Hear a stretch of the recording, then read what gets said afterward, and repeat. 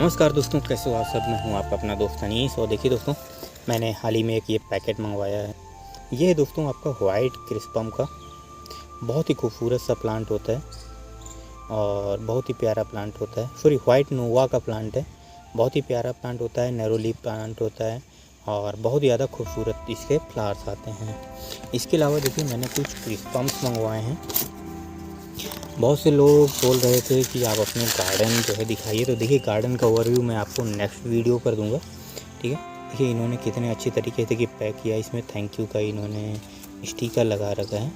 चलिए इसको उतने ही प्यार से हम खोलते हैं।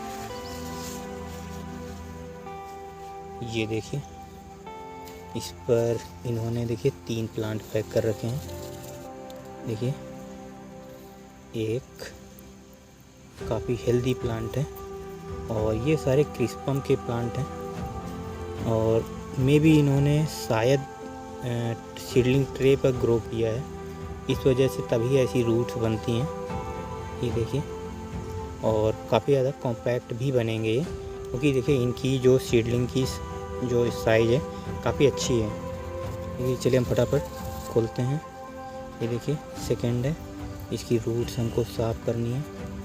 ये देखिए, रूट्स हमको साफ़ करनी होंगी। सबसे पहले रूट साफ़ करना सबसे ज़्यादा ज़रूरी होता है हमेशा, ठीक है। रूट साफ़ करिए। इसके बाद में अगर आप एक्सपर्ट हैं तो आप इसकी लीव्स भी साफ़ कर सकते हैं। जितनी भी ड्राई लीव्स हो जाती हैं ना, वो लीव्स आप इसकी हटा दीजिए, ठीक है। 2 हो गए, 2 के बाद एक 3 है, ठीक है। देखिए जितनी भी ऐसी ये लीव्स हो जाती हैं जो कि समथिंग ऐसी लीव्स को आप बिल्कुल हटा दीजिए, ठीक है। ये देखिए, ड्राई लीव्स को आप हटा देंगे जब, तब आपके प्लांट्स की जो ग्रोथ निकल कर के आएगी वो बहुत अच्छी निकल कर के आएगी।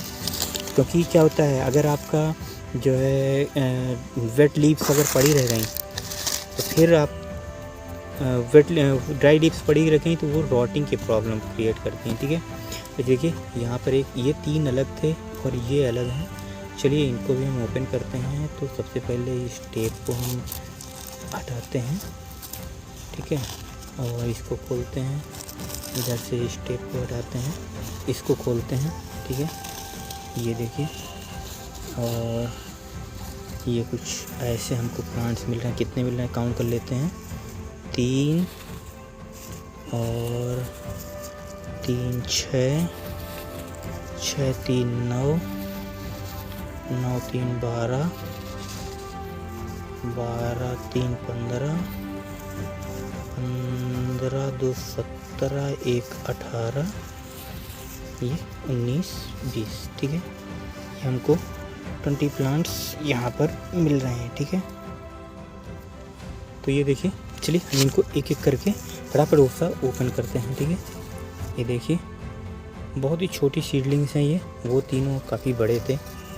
ये देखिए, यहाँ पर ये है और एक ये है। देखिए सारी स्मॉल सीडलिंग्स हैं।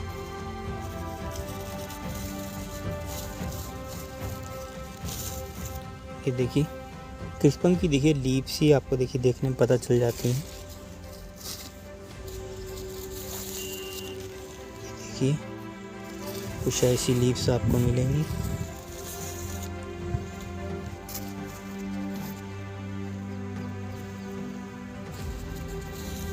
और इनको दोस्तों मैं आपको लगाना भी बताऊंगा कि कैसे आपको इनको तो ये देखिए दोस्तों, यहाँ पर हमने अपने सारे के सारे एडेनियम्स देखिए निकाल करके रख लिए हैं।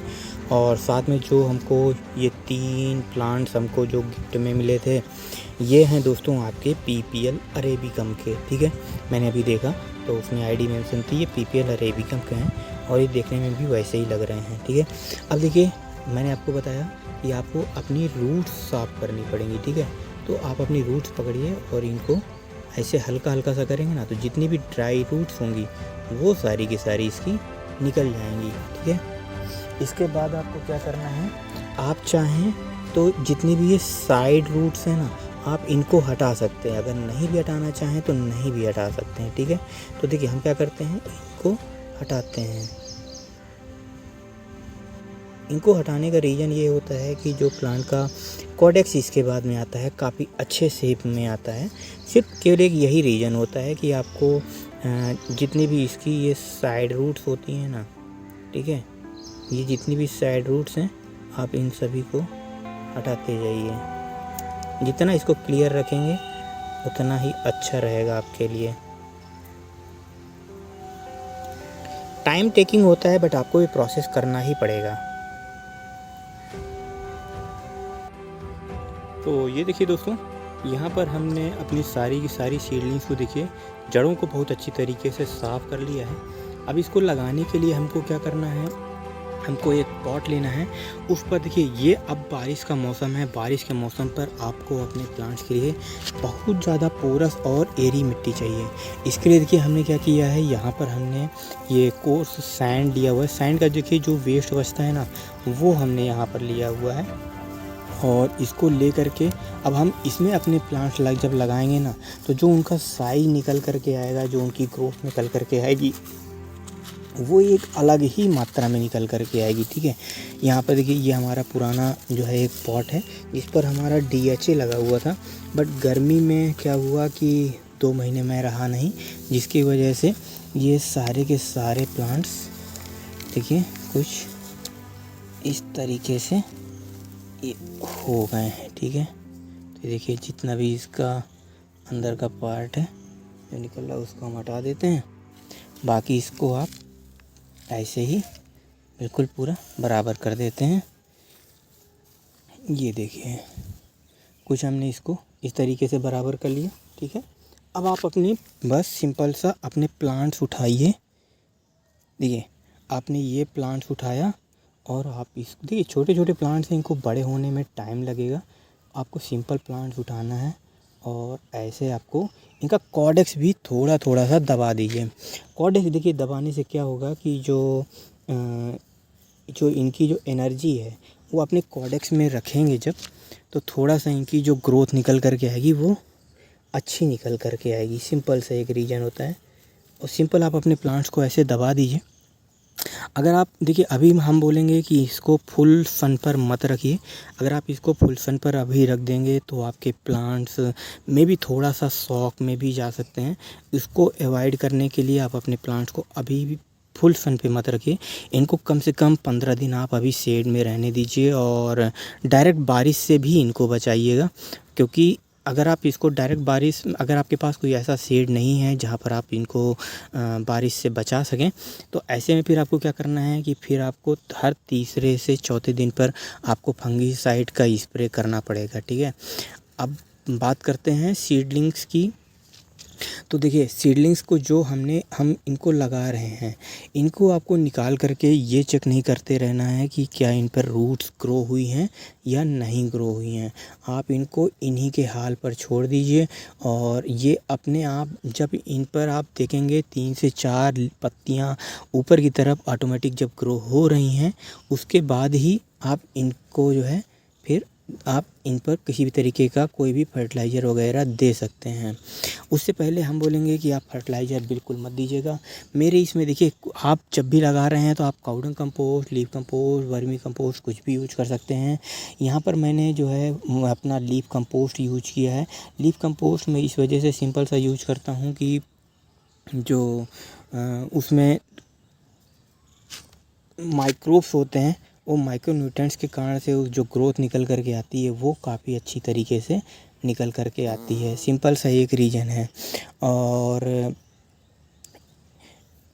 एक चीज़ और समझिएगा कि बहुत से लोग क्या करते हैं कि प्लांट लगाया और प्लांट्स में डायरेक्ट उसमें ह्यूमिक एसिड या फिर फुल्विक एसिड ऐसी समथिंग उस पर वो डाल देते हैं अपनी सीडलिंग्स या भी प्लांट्स पर।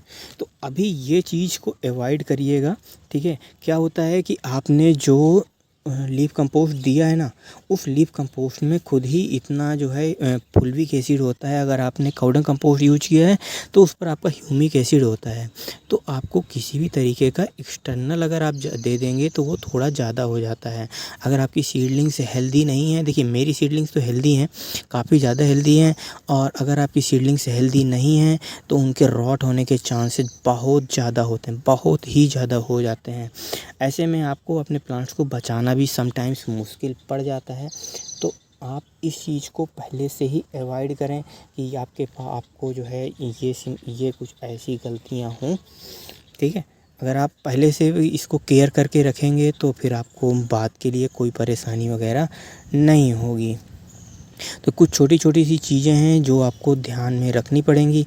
अगर आप ध्यान में रखते हैं तो आपके प्लांट्स जो है उसी हिसाब, देखिए आप अपने प्लांट्स की जैसी केयर करेंगे आपके प्लांट्स वैसे ही चलेंगे। ये चीज़ आप सिंपल ध्यान रखिएगा, ठीक है। तो ये देखिए हमने यहाँ पर इनको लगा दिया।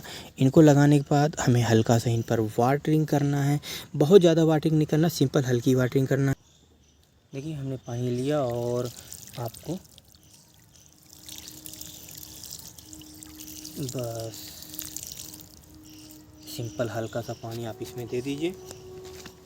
और हल्का सा पानी देने के बाद में आप इसको किसी ऐसे शेडी एरिया पर रखिएगा जहाँ पर अभी इसको डायरेक्ट सनलाइट ना मिले।